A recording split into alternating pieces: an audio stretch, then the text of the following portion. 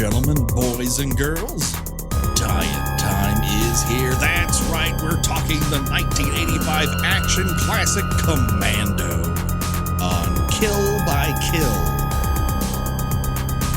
Well, greetings and salutations, Internet. It's your old pal Patrick Hamilton, coming to you once again from the various mountains that surround the Los Angeles area? Sure. This is the Kill by Kill podcast, where we are dedicated to celebrating the least discussed component of any horror film, the characters. But this time we're going to unpack all the gory details of Commando because of my secret belief it is a slasher film, in the hopes that a Soldier of Fortune's untimely end is just the beginning of the jokes that we can make about them. And as always, there is only one person I trust to make me a sandwich of components I don't want to know about. The one and only Gina Radcliffe. How are you doing, Gina? I just feel so much lighter. I feel that a new dawn has broken for us. Sure. On Kill by Kill. We've washed the stench of Jason X away, and now we're ready to start anew. I feel good. I feel clean now. It's so wonderful that the people in this movie, no matter how ludicrous, can have real names, like names of human being. And they're not all in knits. It's a nice twist. The villain in this does wear a very nice crocheted vest that I'm obsessed with. Oh my God. I love it. I love everything about this outfit. And you know what? We're going to get to talk about it in moments from now. And I don't want to alarm you, Gina. I know you've smelled this person downwind, but we are not alone. That's right. Our special guest this week has written for Thrillist, among many other website destinations. He's also the producer of Found Footage 3D, which is currently on Shudder and coming soon to Blu-ray. And of course, you know him from the greatest repository of 80s film knowledge ever laid down for free into your earbuds. 80s all over. The one, the only Scott Weinberg. How you doing, Scott? Goodness gracious. Thank you, sir. Thank you, Gina. What a wonderful welcome. I know some people like to have laconic conversations. I like to make up for my lack of wit with verve. Well, you do a good job of that. Oh, thank you. So, Scott, maybe for many people, at least for me, before 80s all over, I knew you as a horror expert, a person who really knew genre. Now, you've written about all sorts of movies, but that really came to the forefront with 80s all over because you get to see every movie month by month for the entire decade. So what do you know the exact month that Commando came out in 1985? I'm going to look it up. October. There we go. Oh, wow. I That's cheated, really late yeah. in the year. Yeah. But yeah, we'll get to that soon. Drew and I, my illustrious partner, Drew McQueenie, and I, it's our podcast project where we, do a month of movies each episode in chronological order, of course, because otherwise it would be really silly. And we will get to this in about a year. We just wrapped up November 1983.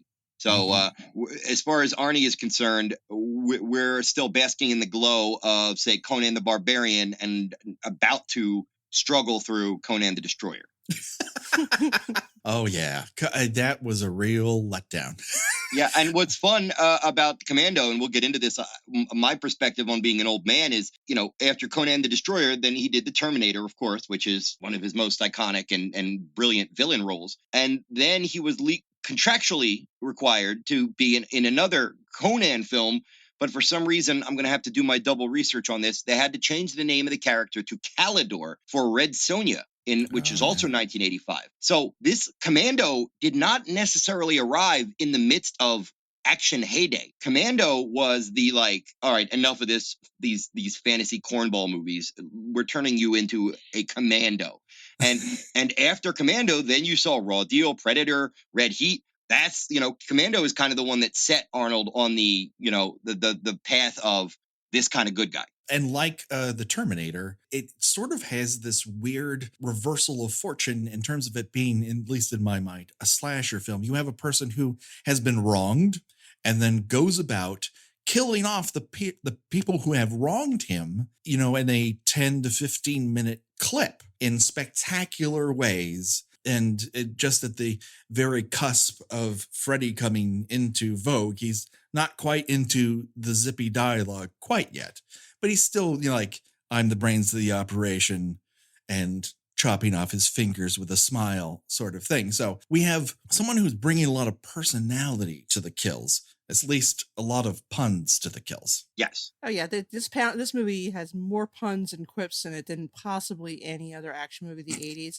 and that is why it is the greatest action movie of the 80s. I unironically love this movie. I do as well, Gina. I was reading an article about it that said, oh, it was kind of a boys movie, which, all right, fine, but I love this movie so much. It's wonderful in every possible way. Never really understood the whole if a movie has a lot of men in it, especially half-dressed muscular men. That to me seems like it would be appealing to a lot of women. Like my grandmother used to watch First Blood Part 2, and I never thought, is she into Sylvester Stallone? But my grandmother watched action movies like nobody's business.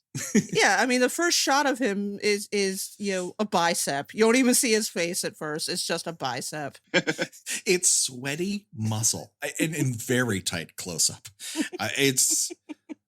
The problem that we're not going to run into with Commando is this is too subtle. It just finds the pedal on the floor and stomps the fuck out of it. Yeah, it's not a deep movie. It is very much an A to B to C adventure movie with sure enough, kind of a merciless, constant tone. And I think it's a lot of fun. It also contains one of probably my favorite Arnold line ever, which is what he says to Sully. I love that. Yes. I love that. There's a lot of wit going on here. There's a lot of that 80s supposition of knowledge. Well, we're going to get to. Let's just get right into the meat of the film right away. We open on a garbage truck. Standard action movie trope, always with the garbage trucks. Good morning, Glendale. If you wanted to know where I grew up, the opening of this movie is my childhood. It's very brown and green hills, long cul-de-sacs, and just insanely stupid driveways and dragging metal trash cans towards your doom. This is my childhood. In a panic. I mean, he's just like, he's like, oh my God, I gotta get out of bed and take the garbage cans out. It's like, I mean, I don't know about anywhere else, but we get garbage service 2 days out of the week. So generally you're not frantically dumping all your garbage and running around in your pajamas out to catch up with the trash men. I have in my time. In Philly, it's once a week. And normally if you miss it, it's like, oh, well, I'll put it in the garage or I'll put it in the trash can until next week. Big deal. But sometimes, like, if you got to get rid of that cat litter or something, Now, I'm a dog owner, and I know, Scott, you're a cat owner, and Gina, you have a cat as well. Is this proper cat litter disposal technique to just hoist it up with one hand and bump it into an open and a half open garbage can? Because that seems like a recipe for disaster. Especially when you're like half awake. Yeah, it is an interesting setup. And how long does it take until we cut from suburbia to bicep? Oh, we have very quick cuts. These first opening, this cold open, as it were, is pretty damn quick. I think you're there within 6-7 minutes. Well, fortunately, I get to be on the part of the show that includes the credits, and that opens up all sorts of avenues for us to discuss. Director Mark Lester, who we've covered on 80s All Over, on Class of 1984, which is a really fun B movie. I'm sure you guys have seen that one. Yes. And he also did Firestarter prior to this. And Mark Lester, pretty prolific as a director and a producer. Not always 100% on the final product, but an interesting journeyman director. Yeah, I mean, 1984 has a lot going on for it. It gets a little rapey in that third act, but it's very mean-spirited. And that sequence in the classroom where the teacher just starts to lose his mind. Roddy McDowell. Roddy McDowell. Oh, I love that part. I was going to say that one of the things that makes Commando so great is its lack of rapiness. I mean, because that just seems to be a very much a trope in 80s action movies. Yeah, regrettably. I agree. And I think in most cases, it's just a simple case of bad writing, which is, oh, we want to make the villain evil. Okay. He's robbed a bank and he's killed 3 people. Well, in Act 3, we need to up the evil. So he's groping and maybe going to rape this woman, as if to remind the audience you're supposed to hate him. And that's just lazy. You don't throw that in there, as a reminder. That's not the kind of thing you should do. And a lot of 80s films did it. It was like, that was the taboo of like, now he's crossed the line. It's lazy. Honestly, the most offensive thing the villain does in this is Dan Hidaya's accent. Oh yeah, he sounds like Speedy Gonzalez giving a very solemn TED talk. It's weird. Dan Hedaya with that accent. Most people know him as from Cheers. He says the line, Loretta. That's Dan Hedaya. And here he has got a very thick Hispanic accent, and a Latino accent is not flattering. It's not his strong suit. Great character actor, though. Great. Fantastic. Love seeing Dan Hedaya in anything. Yep. And is this the same year that Running Scared came out? Because he's No, following year, I believe. I think year. that's 86 with Billy Crystal and Gregory Hines, yeah. Yes. Yacht Rock, the action film. I look forward to revisiting Running Scared. Have not seen it since probably the 90s. Big fan of Peter Hyams, but I'm fully prepared for it to look like a clunky Beverly Hills Cop knockoff. Yeah, there's part of that. I think there's also the racism aspect of it comes to the fore, but I think it's of its time. There's a lot of good in it too. I mean, it's a minefield going back through older films because, Breakfast at Tiffany's is a great film. And then you see Mickey Rooney and you're like, ugh, what am I watching? Or you'll be seeing like a great old Disney cartoon and then it's like some very garish, ugly racial stereotype. And you're like, ah! And all you can do is just be reminded that we have evolved. We can learn from those things. Yeah, to make too fine a point on it, the person that we've been talking about, this guy is a guy named Lawson. Not that I think he's ever his name is never spoken up until much later. And his wife Leslie, they have the standard movie / TV marriage in the 1980s. He's balding and middle aged, and she's the hottest woman you've ever seen. She has gone to bed in full fucking makeup because. Why wouldn't you? It just makes her look all the better when Lawson wakes up as sweaty as if he had the night sweats and he's just out of a NyQuil haze. Every surface of their bedroom, from their skin to the blanket to the pajamas, is yet another shade of crayon flesh. There's rubber, chewed bubblegum, Stretch Armstrong, Mento left in the sun, silly putty. They got it all. It is not a strong suit of this very close up of them, but we get the idea. He hears that trash truck from a bajillion miles away, but this is how Matrix has trained his men. So they're hyper aware of their surroundings, and he runs guns a-blazing, not literally, with trash cans in his hand to get out and get that garbage to what he assumes is a garbage truck. Yeah, this is an interesting plan that these mercenaries have because it relies on a significant amount of chance. Yeah, that he would give a shit about whether or not he missed getting his garbage out. That's something you see in a lot of 80s action films. If you've seen, once you watch them 2 or 3 times, you go, wait, in order for that to work, the henchman had to know he'd go upstairs that night. Yeah, and that's a lot of what we see in the Friday the 13th movies is just this sort of predetermined, like, the only way this kill would work is if he knew you were going to be standing behind that exact tree at that exact time. Precisely. Again, and that's maybe more on the director, but than the writer. But some people we can throw some love to in this movie. The late great James Horner. Yes, it just hitting his stride in the 80s, and this is a fun score. It is evocative of some of his other music. You'll definitely hear bits of 48 Hours and stuff in there. Surprisingly steel drum heavy.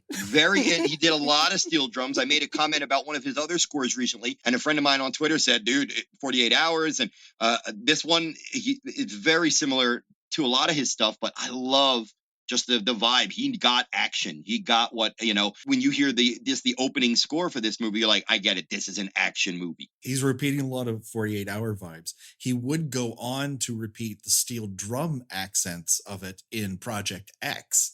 And you also get the drumstick claps that he will repeat a year later in Aliens that I love from Aliens. But that's very distinctive sound. This is the first time I heard it in here. Oh, Gorky Park. I'm sorry. I had to look it up. Gorky Park is the one that Drew and I just covered. It's a relatively obscure but very good mystery thriller from '83 with William Hurt. And James Horner, that was the film I watched, and I was going, that sounds like 48 Hours and Commando.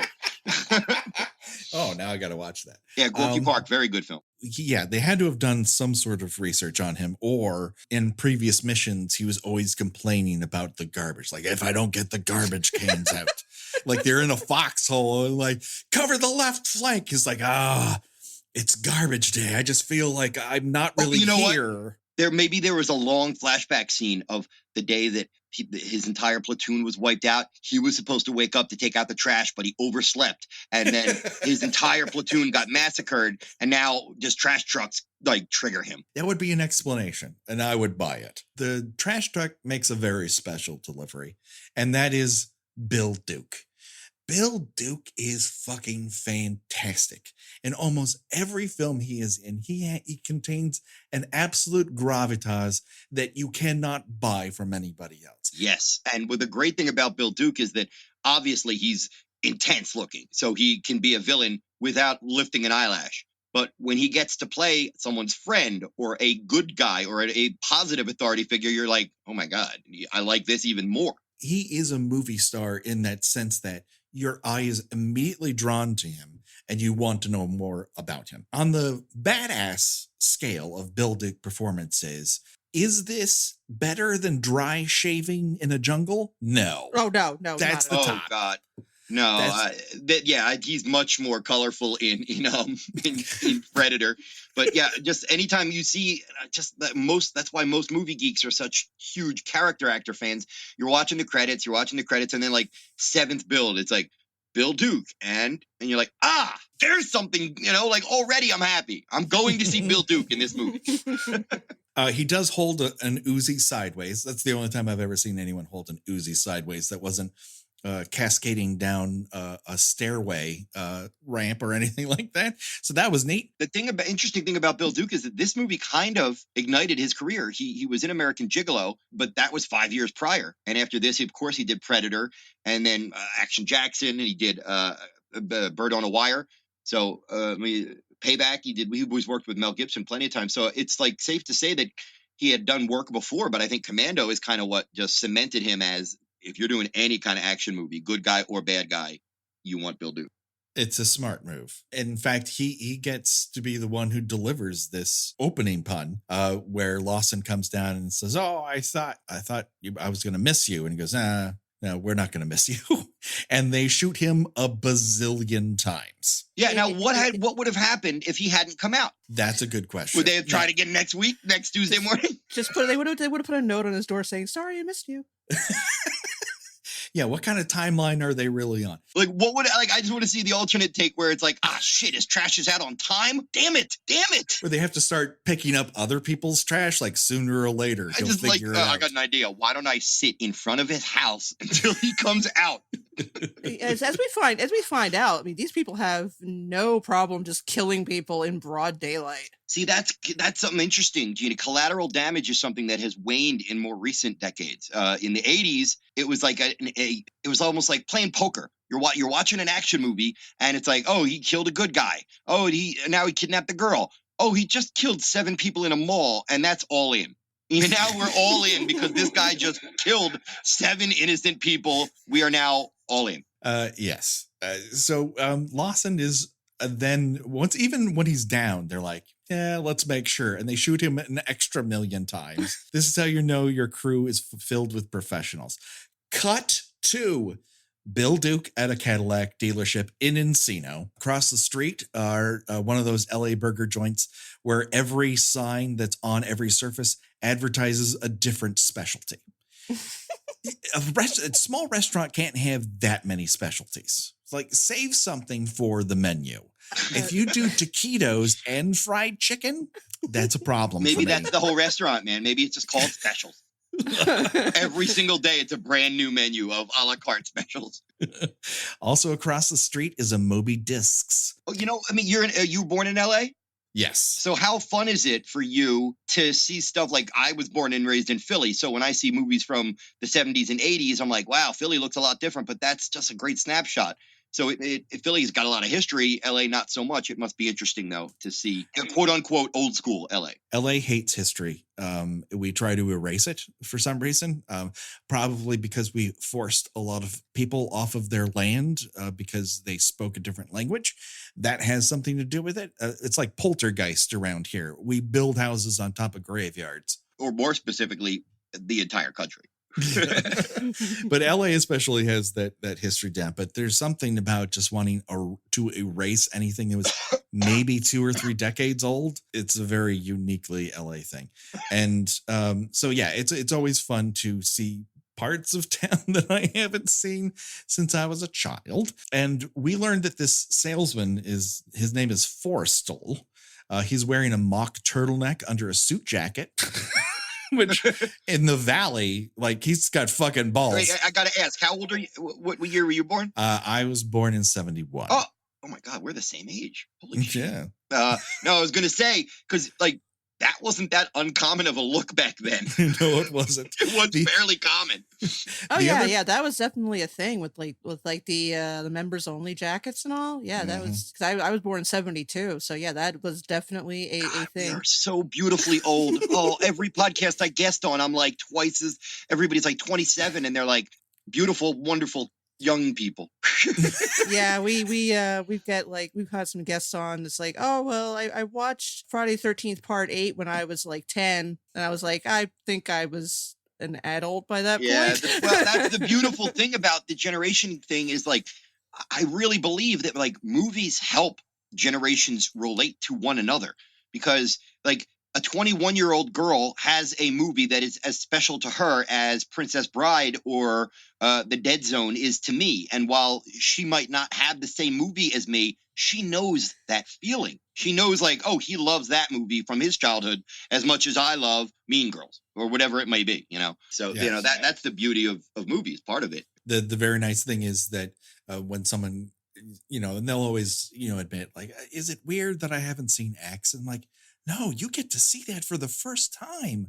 What a joy that you haven't seen Jaws. Right. You might If somebody like, says, should I be embarrassed that I haven't seen Jaws? I'd be like, look, the fact that you're asking that question says you think you should watch it. So no, you shouldn't. But I mean, no, you shouldn't feel shame. But yes, you should watch it.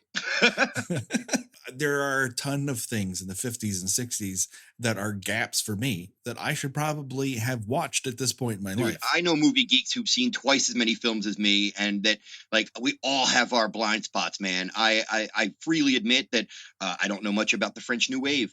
For years, I didn't know much about film noir, and I wanted to. So I entrenched myself in film noir for a year and a half and became a fanatic for those films. There's no historian, critic, fan knows everything about every genre in every era. That anybody who claims to know even half of everything is a fool. And it's the joy of discovery, because if you have not been there, it is virgin territory for you, and you might find a thing that lights your brain on fire. For me, the thing that really lit my brain on fire in this sequence was that Forrestal is wearing the dry look hairstyle. It appears to have been fashioned to look like that mashed potato mountain that Richard Dreyfuss makes in Close Encounters. And he uses the term brother in a way that I am uncomfortable with. Bill Duke does not react to it, I think because he's planning to murder, death, kill him in about 5 seconds. Yes. Now, the actor who plays Forrestal is a guy named Michael Delano. And this probably is very familiar to Gina because she spent a lot of time in the Supertrain gulag. And wasn't he on Supertrain? I think that he was. Now that you mention it, I'm still working through the trauma of that. And thank you so much for bringing it up. The movie did it. I didn't. I just made an observation. I'm looking through Michael Delano's credits, and good God, does he have a lot of TV credits? Wow. Yeah, he was on ABC. I know him by face. I don't really know his work. He's one of these guys who bounced around and was just, one line in a sitcom 10 times a year kind of guy. No, he's probably, a working class actor. He probably was able to have a house for himself and maybe a couple of wives. I'm just assuming. Hey, he played a casino manager in Ocean's 11 and 12. There we go. There we go. Soderbergh remembered him from Good his for you, Michael stints. Delano.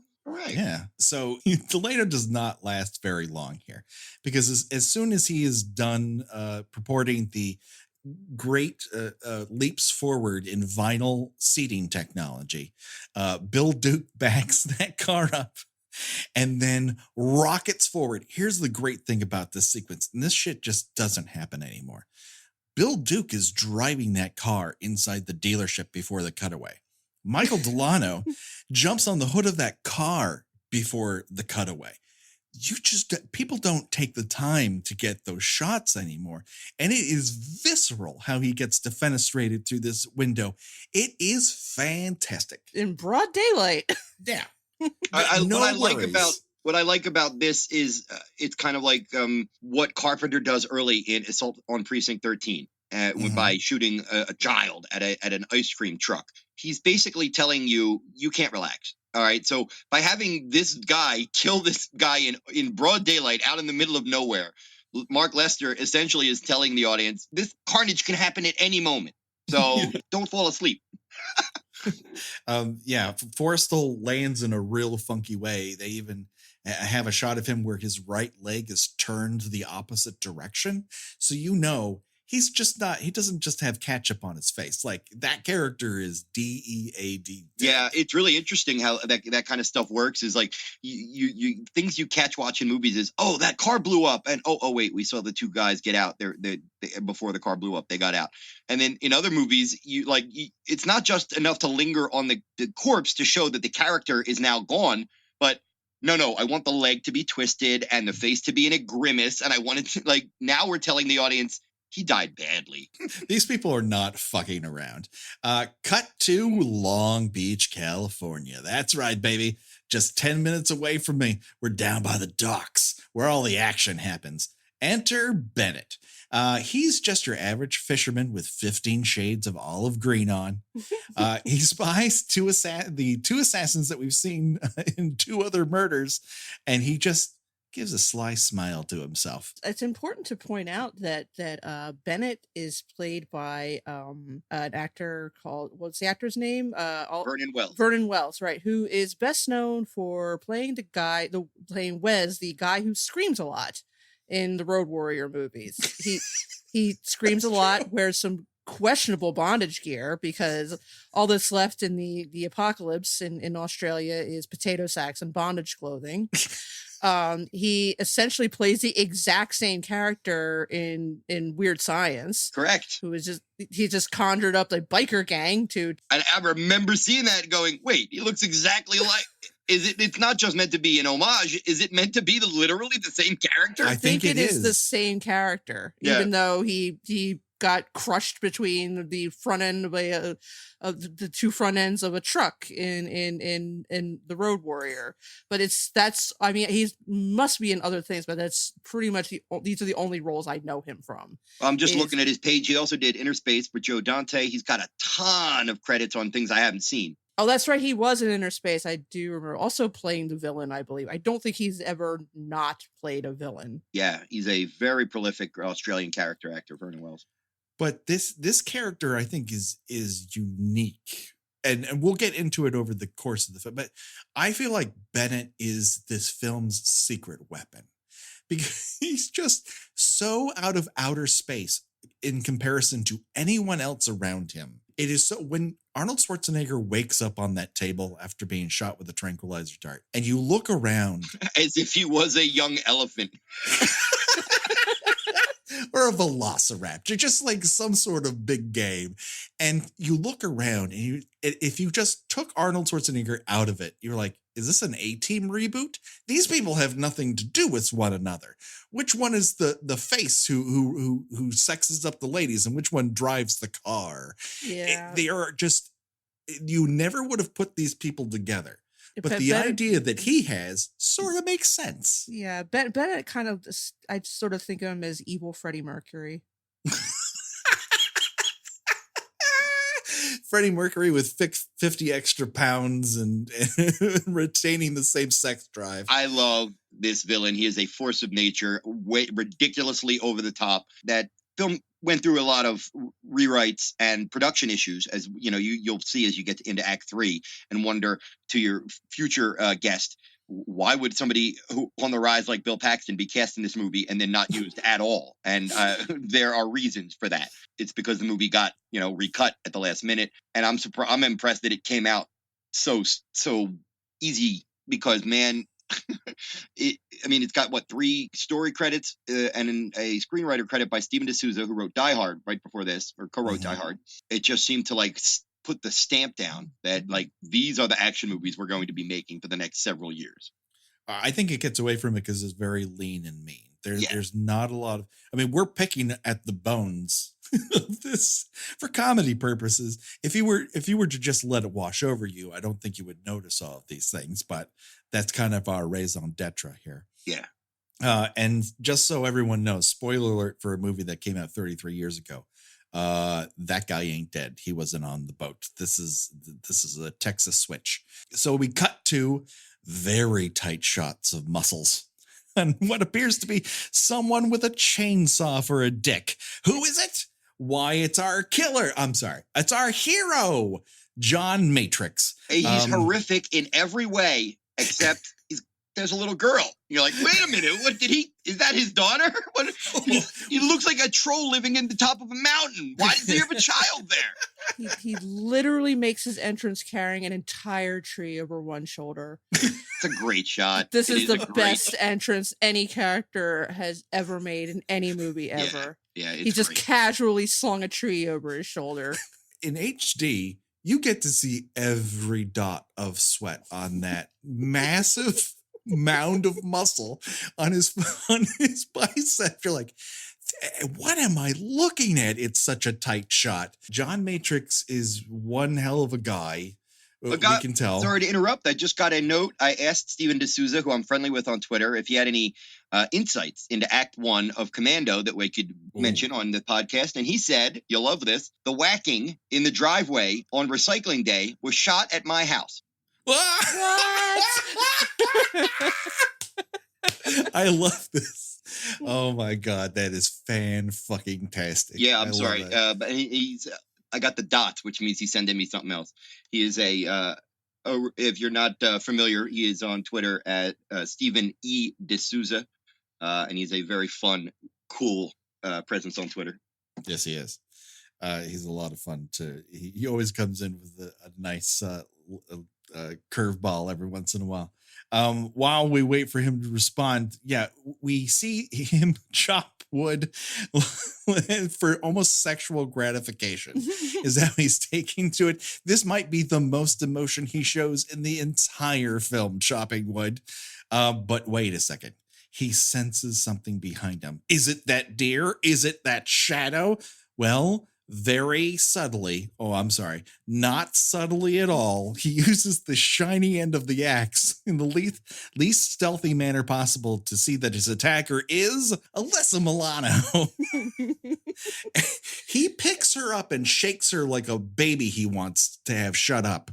That is not the way you treat a 12-year-old girl. It's just to pick her up and go to her.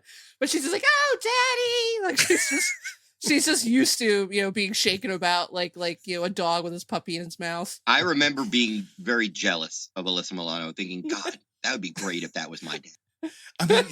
He lifts her up like she's made of paper. Now, this brings us to an element of this movie that when I saw it again, I said, oh, this is the reason we need to do this movie on Kill by Kill. And that is because this opening credits montage of father-daughter fun, if you didn't know that she was the daughter, your mind would go to, is this some sort of romantic montage? If you replace the James Horner theme with Herman Hermit's I'm Into Something Good, it would not feel out of place.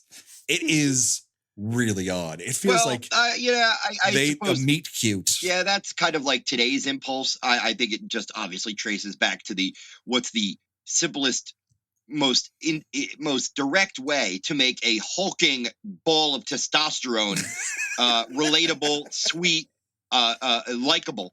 You make him a father. Yeah. And then, of course, what if he's a super hulking He-Man? he's the father of a little girl because there's some, conflict. There's some, so I don't know. I like that. Did they ever explain what happened to baby mama? They don't mention the mother at all. Like No. at all. But I think the thing that kind of throws you a little bit about the sequence is, I guess the daughter's supposed to be 10, 11 years old maybe, and he's just carrying her around like she's like a toddler, just on his hip and just tossing her about like like a sack of laundry. It's like, you don't. Yeah, I think that's just a shorthand for he's the great dad. I think that. But I mean, my dad stopped carrying me around when I was probably maybe 5 or 6. I don't think my dad ever picked me up once. I think some of the elements that also don't help the father-daughter relationship is the fact that his face looks like, I don't know, a killer robot from the future. He doesn't relate to her in a human way. And possibly because at that time he had not had children. This is a completely foreign concept for him. I don't even think he had been married. Yeah, no, that's an interesting point. It could be very, very pointed why he wanted to do not domesticated, but somewhat domestic father immediately after playing a brainless robot. It was like, okay, we got to make you a little more human to people because.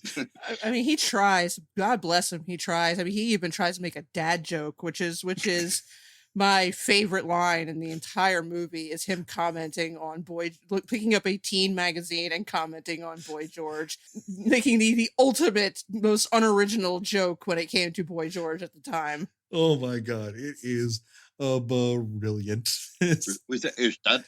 This is a boy. No, it's why don't they just call him Girl George? And it would cause less confusion. Oh, Dad. Like, there's some social commentary from one of our 4 screenwriters. Like, take that, Boy George. Got ya. In my big action film, I just had to take a swipe at Boy George for no reason. I wonder if it was written, or I wonder if there was just a Cream magazine lying around. He's like, what is some business? Right. And this is what he came up with. What if I say should be Girl George? But Milano does get back at him, and I never noticed it until this watch where she goes, you're so old. And I'm like, yeah, that's right, old person. Take that. Meanwhile, how old is Schwarzenegger in this movie? In like 30, 34? Oh, yeah, maybe. But you're super old, man. Well, his attitudes are old, and you take that and shove that's a universal, that's a great evergreen joke, is no matter how young your dad is, to you, he's old. Yes, absolutely. Just a couple other quick moments in this montage is that they feed a deer who looks like he's been chained to the ground. The deer does not look comfortable and does not move its legs, and it's really odd. They also go fishing, and Arnold is wearing seersucker's shorts. Oh, God, Dad. He's a fucking Maryland dandy. I remember watching this going, I could just see them in wardrobe going, there's nothing he could wear while fishing that wouldn't look silly. Like, nothing.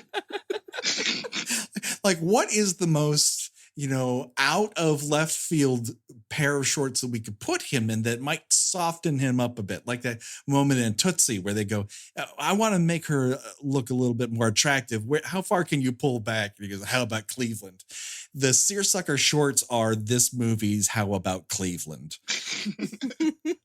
And of course, this whole montage is just to set up what a great dad he is, how devoted, how they're out in the middle of nowhere, and woe is to whatever villain happens to invade this territory. Yes, it is bad news. It's really underlined by the fact that we get a heart, a paper heart decorated by his daughter that is put up on with a magnet onto the refrigerator that says, I love you, Dad, in living color font. And they also have a kiss that makes me uncomfortable. They sit down for a lunch of sandwiches, fruit juice in a giant jug, and possibly 2 bowls of tomato wedges. They could be strawberries, but I couldn't figure it out. I thought it was apple wedges. It seems out of nowhere. We get that great Girl George line, which is, and then he asks, he bites into the sandwich, And then another one of his second, I don't know what sense this would be that he has. It's beyond 6. Might it be a 7th sense? And he goes, what is in this? And his daughter goes, you don't want to know. Well, no, now I want to know. Now that's all I want to know. What did you fucking put in this sandwich? Yeah, is it like, eggs and broken glass? Yeah, I don't know. Right. What is you don't want to know?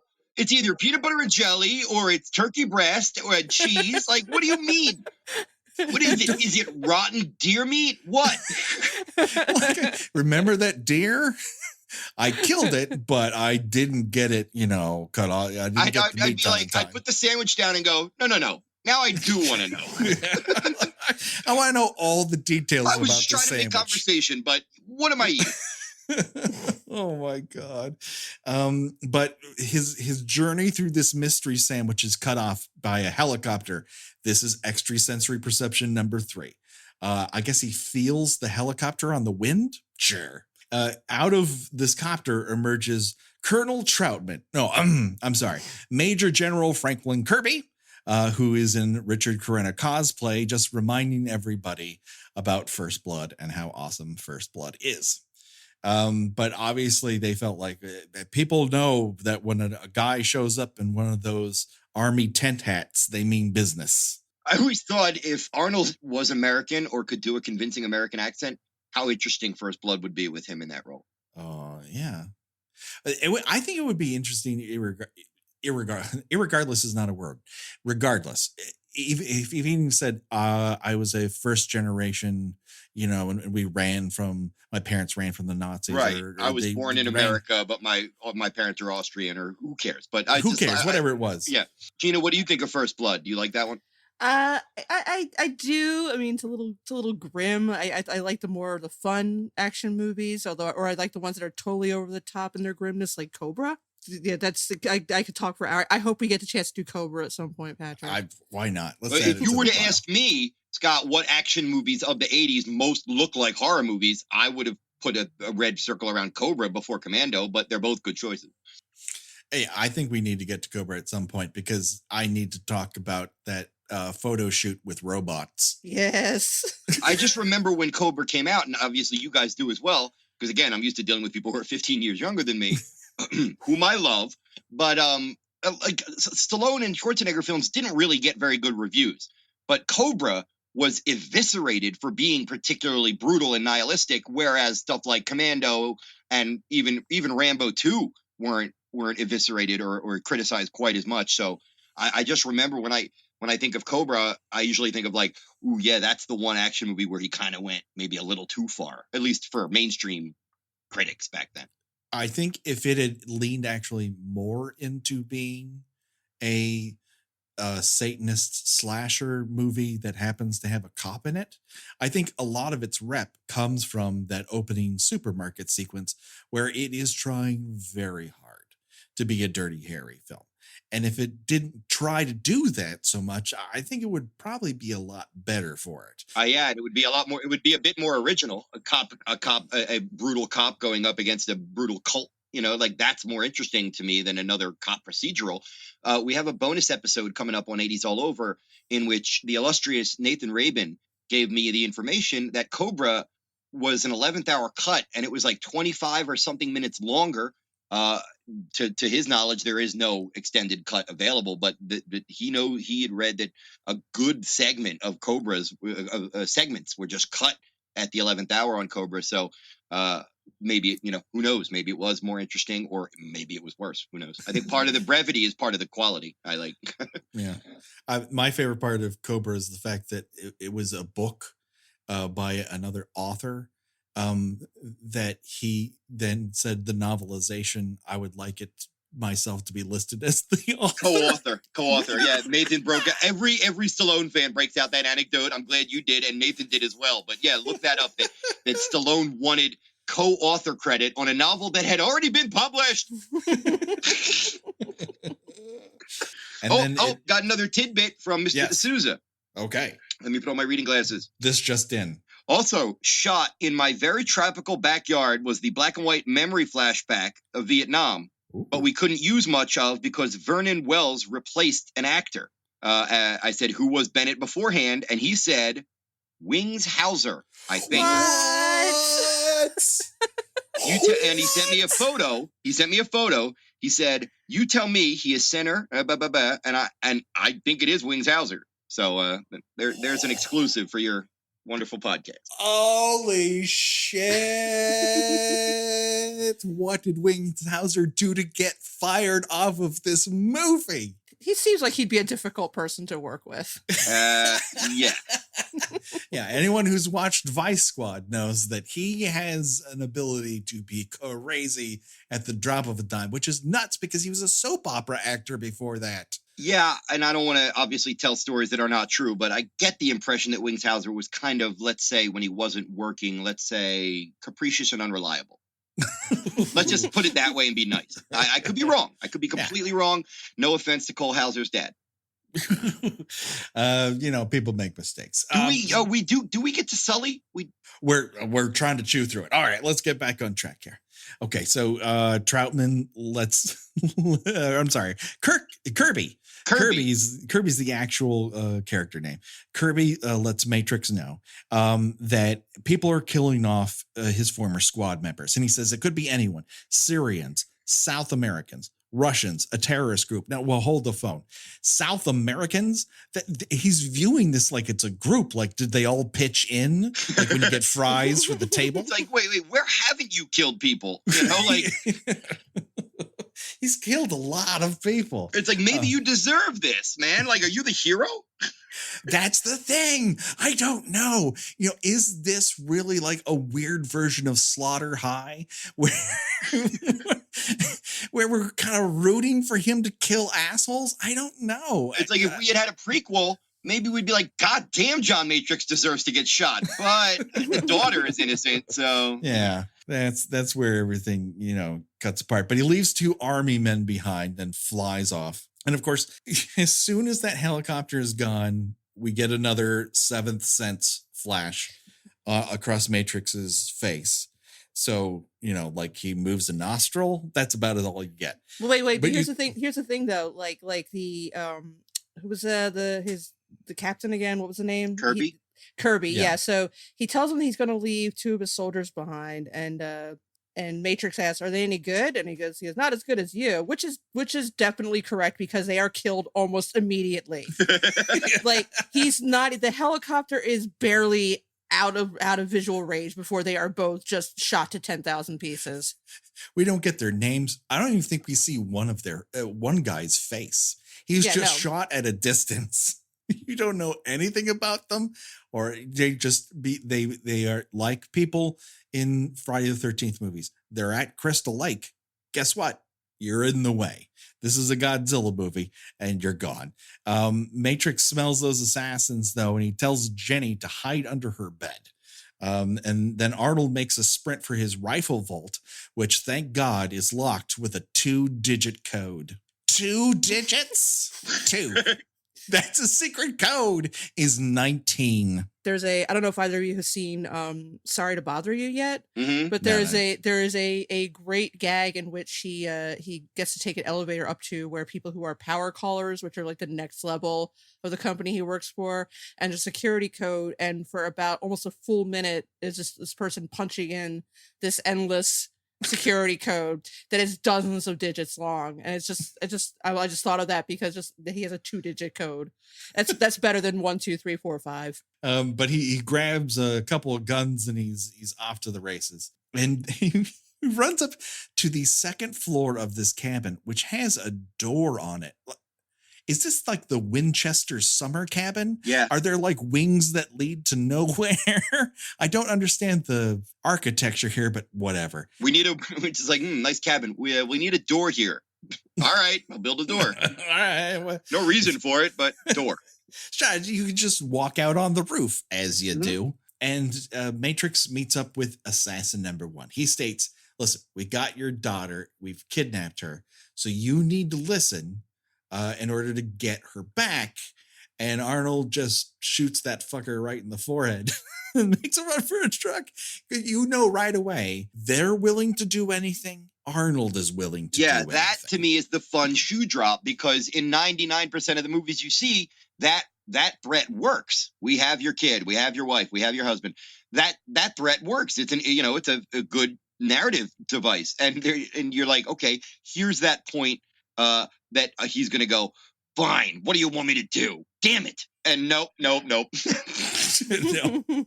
that does not work. They've completely underestimated how he will react in this situation. Instead, Matrix discovers that his truck has been disabled, so he does what all of us would do, which is push it up a hill and then down the other side. What we basically get is a truncated For Your Eyes Only car chase, with one of the vehicles being completely out of fucking control, and he has no plan whatsoever. This does not work out. He ends up crashing this truck and it blows up, as all vehicles do in the 1980s. And he instantly gets surrounded by 4 guys with M16s and nearly beats the fuck out of all 4 of them. Yeah. I love this. Yeah. I love that they can't shoot him. And he knows that. So he's just going to beat the holy hell out of them. And he's only stopped by dun, dun, dun, Bennett. He's alive and he's dressed like a Knight Rider in daytime. Dude. Oh, I love it. He's like I said, he wears this crocheted vest that it's just, I need to know, did he buy that somewhere or did someone make it for him? It looks like something he got at a Grateful Dead concert. So somewhere there's a backstory to how Bennett acquired this crocheted vest. I feel like he might have murdered someone and just took it off their body, and like his clothing, his wardrobe is just piecemealed from people he's killed.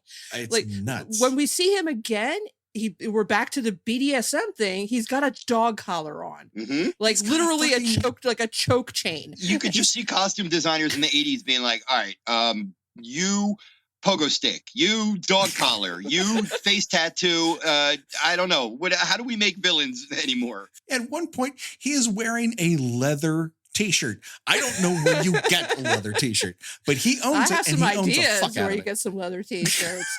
Probably the same place where you get a choke collar for humans. Yep. And this is where we learn that Bennett essentially is pissed. He's pissed that he got kicked out of Matrix's anti-South American squad, I guess. For being too violent, we find out. That's right. The mercenary squad will fire you for being too violent. we're the idea that more violence somehow exists. Like, what is the HR department in this mercenary squad that they all went to? We're like, is there a measuring device? You know how we can measure liquids and electricity and weight. Like he rated a 6.4 on the V scale. Like, where? I mean, at what point did they bring up his file and they're like, this guy kills way more people than everyone else?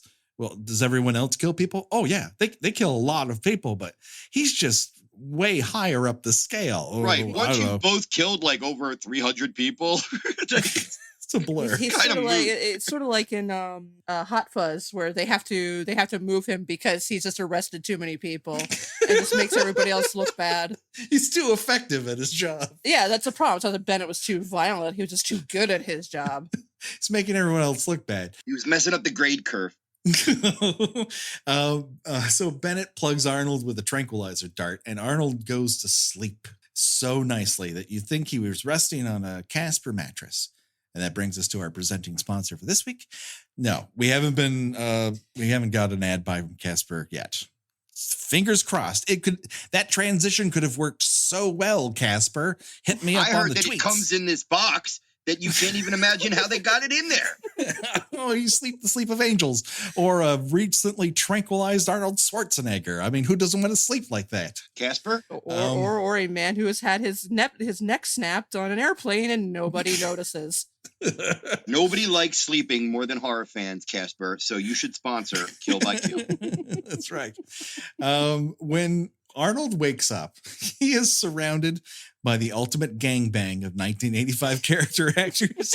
We got it's a real awkward stance.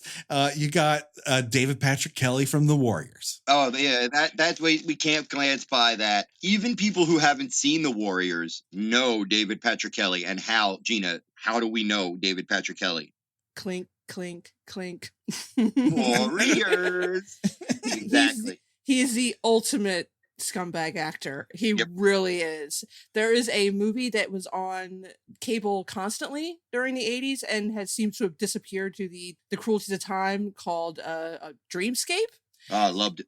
And he is such a good villain in it. Yep. He's just one of those villains that really seems to be enjoying being a villain. Yeah, it's not nice to say like, oh, that guy looks like someone who could play a dummy, or that guy looks like somebody who could play a junkie. But for some reason, when we say he just has a villain vibe, like that's okay. And David Patrick Kelly is a great weasel.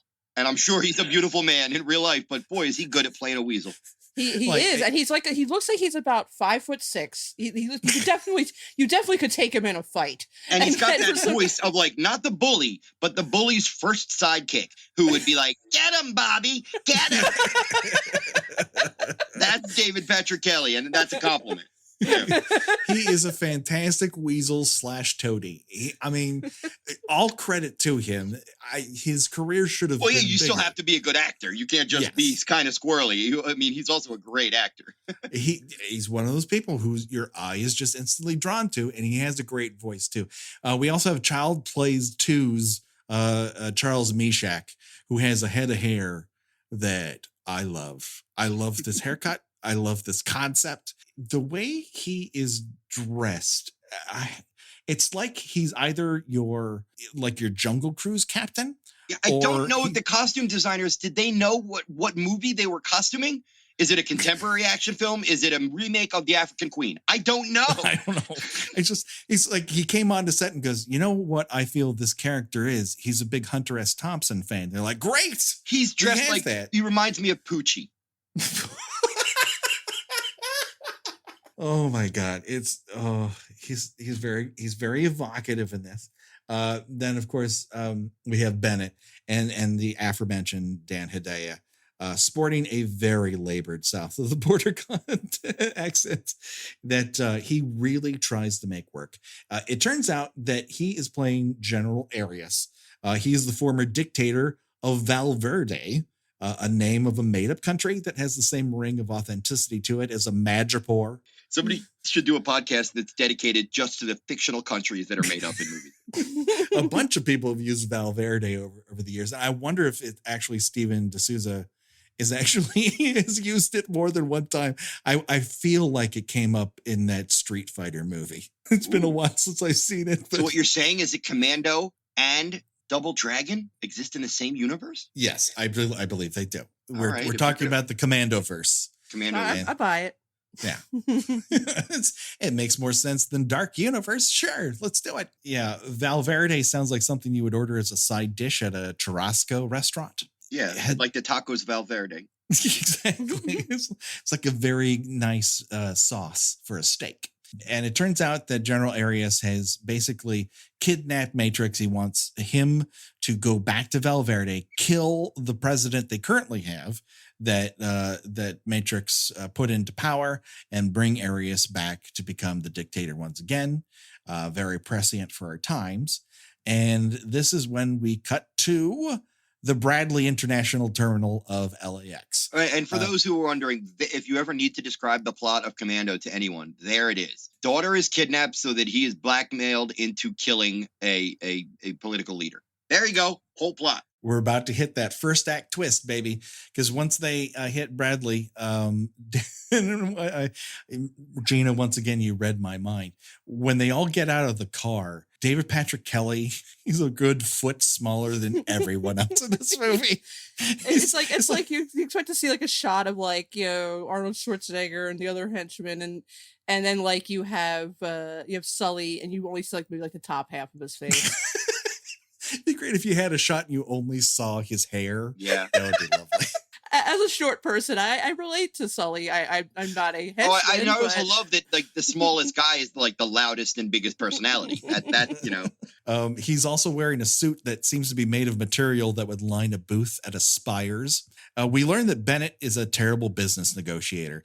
They proposed $100,000 for this operation, but when he learned that they were going to kidnap Matrix's daughter and force him to do this, he said, "I'll do it for free." My advice to everyone out there, and there's a lot of younger people who inexplicably listen to our old references. Here's a bit of professional advice for you. 1, never work for exposure. And 2, never turn down $100,000 to kidnap the child of your rival. Right. I mean, flip it just the other way. If there's something out there that you'll do for free and someone is going to hand you a check for $100,000, smile and take the check.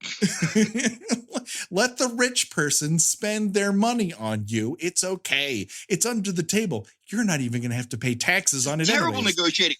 How much for the new car? $55,000. I'll give you nothing. No. No, it's not going to work. You don't want him as your agent. Let's put it that way. This is where we see that they have decided to give Arnold a shapeless gray suit jacket to put over his tan battle pants. What is the logic of their plan? This guy at his disposal has 18 G.I. Joes. What is the problem of just sending them to do what you want Matrix to do? I get that he's the best, but you got like an unlimited supply of henchmen. He sets up, General Arias does set up his plan there when they have Arnold just displayed on a table like the Thanksgiving turkey. And that is that the current president trusts Matrix. And so that will allow Matrix to get close and just murder him right away. Well, don't answer. Don't give me logic. I didn't want a real answer. I was just being no. Fair point. I'm sorry, but no. I can guarantee that of all the things that were addressed as this film was stapled together, one of them was, "Hey, idiot, why doesn't he just do it himself?" Whereas their plan of making Arnold less look like a mercenary they're sending on a public airline is to go, here's this gray suit jacket over what makes you look like you're about to kill everyone on board. And that makes you more suitable for air travel. He looks like he works at an Army surplus credit union. Hey, Arnold in a suit, it's I got no analogy. It's just weird. It just doesn't feel not right. It's like when you dress up that one cousin who at a wedding and he's supposed to walk the ring down the aisle, but he's a fucking turd, but they've dressed him up in a suit and I'm not comparing him to an animal, obviously, but it's like when people put a full costume on their pet. I'm like, that's just, a hat or something is fine, but God, what are you doing to him? Sully, once they're in the airport, there's one thing I want to say when they come in the airport, and that is, this is a great piece of show don't tell. They're walking through, and Sully's like, did you meet your squad in the Army? Henriquez and I we served together. It's nothing like war buddies. They walk through a metal detector, and that's how we learn that neither Sully nor Henriquez is carrying a weapon on them. They don't have to tell us; they showed us. That it just is perfect. It's chef kiss perfect. I love that shit. Do we know? Are we shown that Matrix knows that?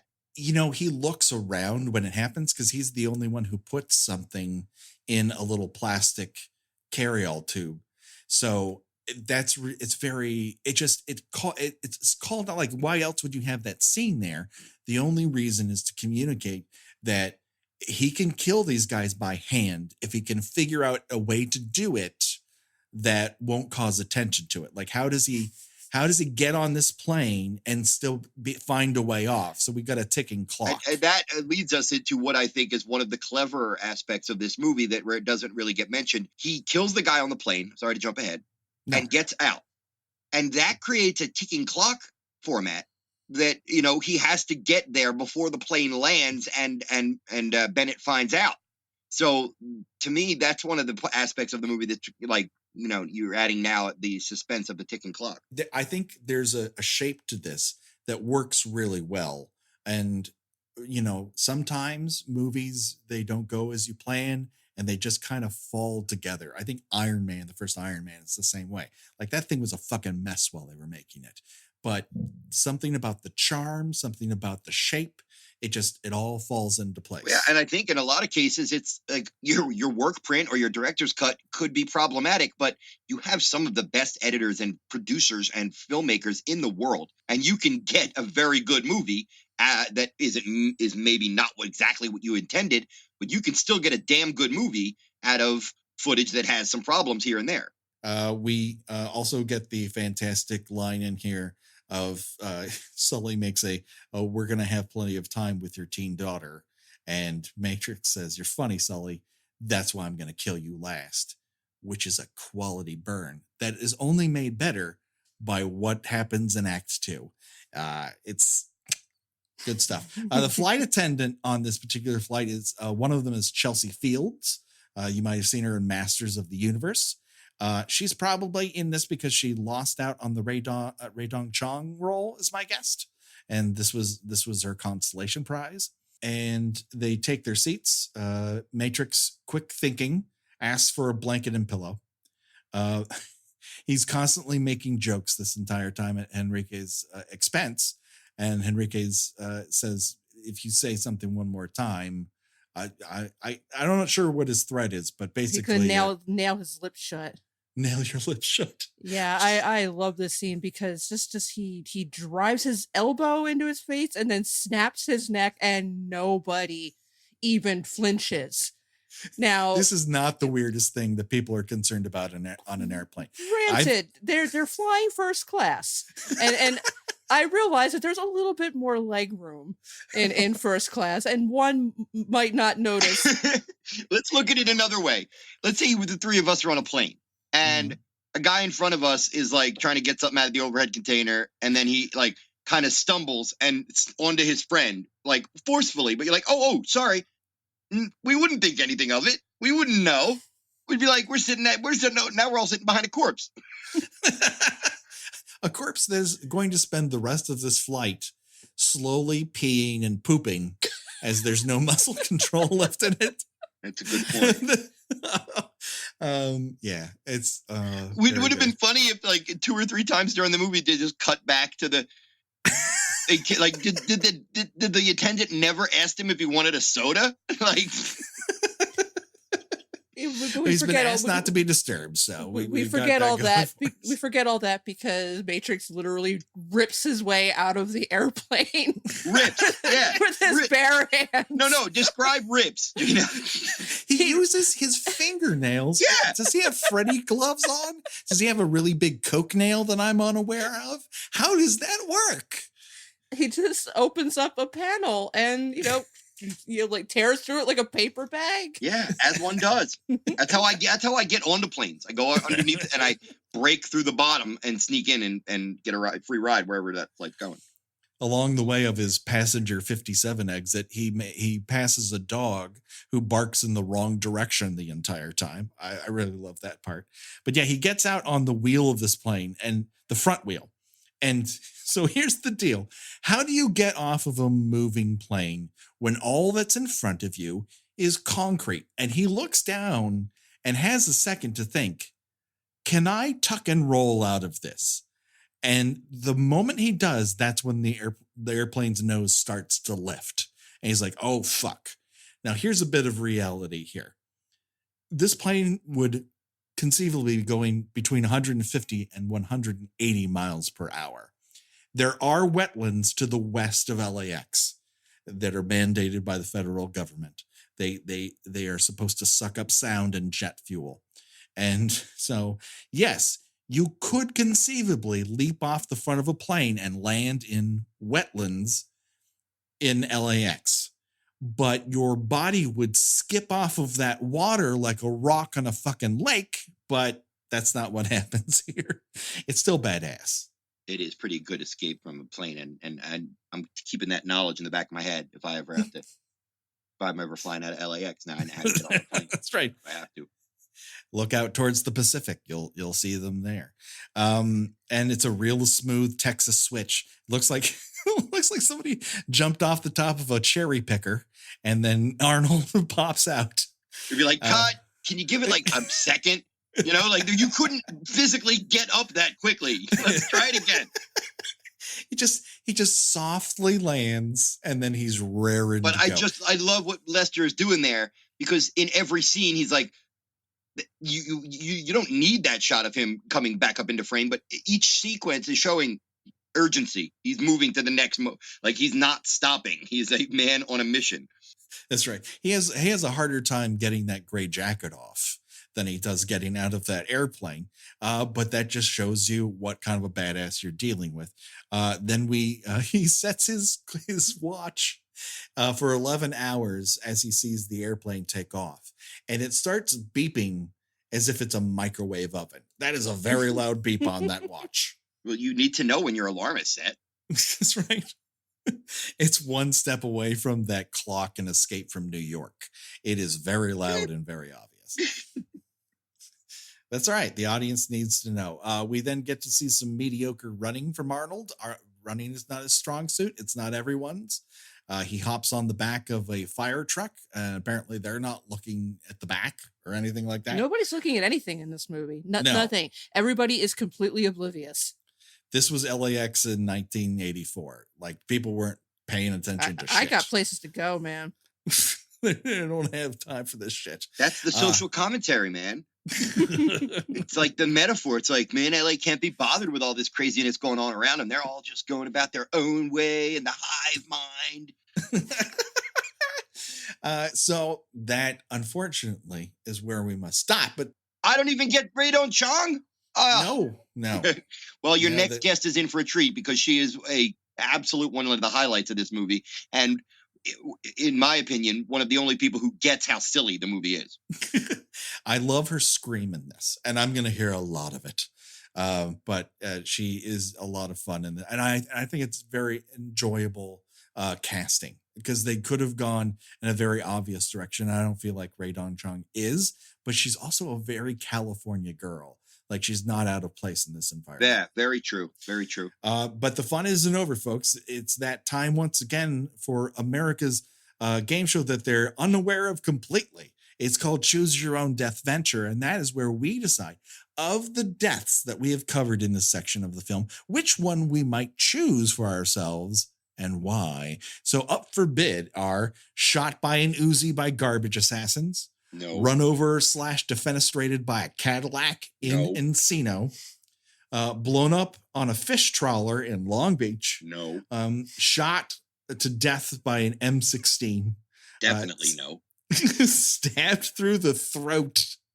And then elbowed to a broken neck on an airplane. That's the one I want. That's the one I want. It's just a quick shock. Wait. Oh, no. That's it. Yeah. Cracked your neck. It probably hurt for a split second, but I mean, those guys who got run over and shot, oh God, that would be terrible. They might have suffered. But the thing is, you're going to have to wear that outfit around for a couple days before it happens, Scott. So can you pull off a pith helmet? Sure. I'm dead. I like that confidence. I'm sitting on an airplane for 2 days. Who cares? At least I didn't get shot in the face. All right, Gina, what say you? I too am going to take neck snapped on an airplane, mostly because anybody who travels with me can tell you that I have a great deal of difficulty sleeping on airplanes. I'm often stuck just watching whatever the in-flight entertainment is. And you know what the worst is? When you're really sleepy and you still can't sleep. I'm sorry, go ahead. You're just in that punch drunk kind of constantly. And it makes you irritated. You're like, I should be slumbering, but I'm not. Exactly. I mean, the last movie I had to watch on a plane because I couldn't sleep was Independence Day 2. And so you can imagine the sort of punch drunk desperation that would have caused. Woman, let me tell you something. I love to champion unliked movies, but boy, is that terrible. Boy, is that a bad freaking movie. It is the pits. Yep. But yeah, I would like to be able to sleep, if you want to call it that, on a plane for a little while. I know people would say like, oh, why don't you just take drugs? But like, if you could just flip a switch and sleep for 4 hours at your will, oh, would that be a gift? Just put a blanket, just snap my neck and put a blanket on. Right, like you have a magic blanket and it automatically you sleep for 4 hours whenever you use it. Exactly. I like this plan. Let's work it up. Let's workshop it. Let's start selling it on late night TV. I'm all for it. I'm just going to say blown up on a fishing trawler in Long Beach just because it's my hometown now. So, I got to live and die. You think that's relatively, that would be almost similar to the neck snap because like you go, oh shit, I'm in the middle of being blown. Yeah. And that's it. Like the concussive power of that basically snaps your neck. Right. I think You're what not we're even all feeling deeply fine. aware of is not so much death, but the awareness of immediate death. I think that's what everybody is deeply afraid of. Because we all know we're going to die, but nobody wants to have that. I'm literally about to die. That's awful. Yes. And so before we all die, let's talk about the things that are keeping us alive at the moment. And we do that by discussing our current projects. And you have a lot of them. Scott, why don't you tell our audience all about them? Yeah, well, I co-produced a film a few years back called Found Footage 3D, and it was acquired by Shudder, who were great to us, and the fans really took to it, the ones who have Shudder, and now the company has decided they're going to put out a handful of films on DVD, and ours is one of them. We're very grateful because they have dozens of movies to choose from, and ours was one of the first wave. So that is, from what I gather, should be out September 4th of this year, being our Lord's 2018.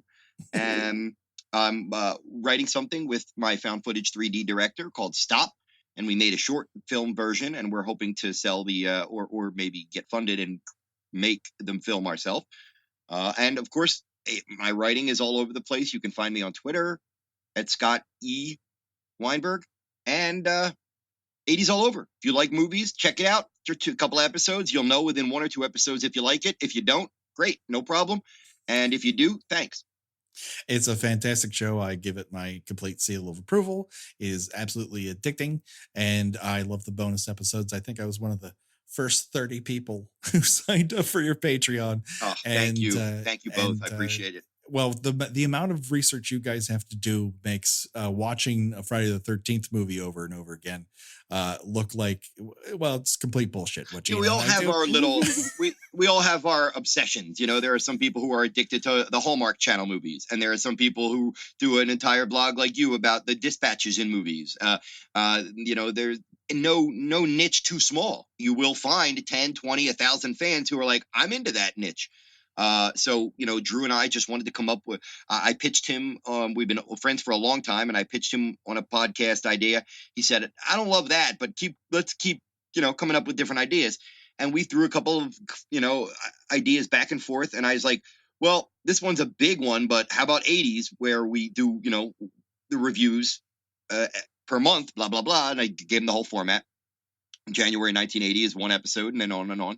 And he went, that one I liked. And then he came up with some ideas that made it much more streamlined and more doable. And it's just been great. And my advice to any podcaster out there is try to be not narrow, but find your niche. If you just are about horror movies in general, your show could be awesome, but it is going to get lost because there are so many podcasts about general horror. So if you were to say, French women in horror, well, that's a podcast where you will find your niche, because that's not, oversaturated. Yes. We've only been ripped off on YouTube so far. So fingers crossed, because that's when we'll know we've really made it. No one's covered Friday the 13th in quite the same way we have, at least in podcast form. Hey, Gina, where can people find you on the internets? Well, I write about old television and movies and pop culture at GinaRadcliffe.com. Hey, here's an exciting thing. I have started writing for alcohollywood.com. I just recently reviewed 3 movies for Fantastic Fest out of Montreal, so you can look me up there. And I am occasionally on Twitter. I'm kind of been on a bit of a much needed break from it under Porcelain72. And, for us, there's a very easy way to catch us is on Twitter at KillByKillPod. Have something longer than 280 characters to say to us. I can't imagine it, but it's happened. KillByKillPod at gmail.com. Follow us on Instagram at KillByKillPodcast. We have the Facebook page and group if you want to read anything in more detail, like someone found a passage from an extended Jason X universe book this week. That is an interior monologue of Jason in which he refers to himself as Mr. Fuck the Endgame Man. What? I don't, you just said a whole bunch of words that I know, like I understand all of the words, but in that context and sequence, nope. First of all, I only discovered that these books existed like a couple months ago, and Brian Collins is trying to chew his way through one of them, and it says it's fucking horrible. All right, well, let me tell you something. Brian Collins is a horror genius par excellence, and if he's having trouble with it, I'm not going to bother. No, they're expensive to boot. But now that I found this paragraph, I am interested in Jason X Dark Moon, because Mr. Fuck the Endgame Man, come the fuck on. This motherfucker died drowning in a lake. Now he's Mr. Fuck the Endgame Man. Come on. I think I figured out what our matching tattoos are gonna say. Is it Mr. Fuck, comma, the Endgame Man, or is it Mr.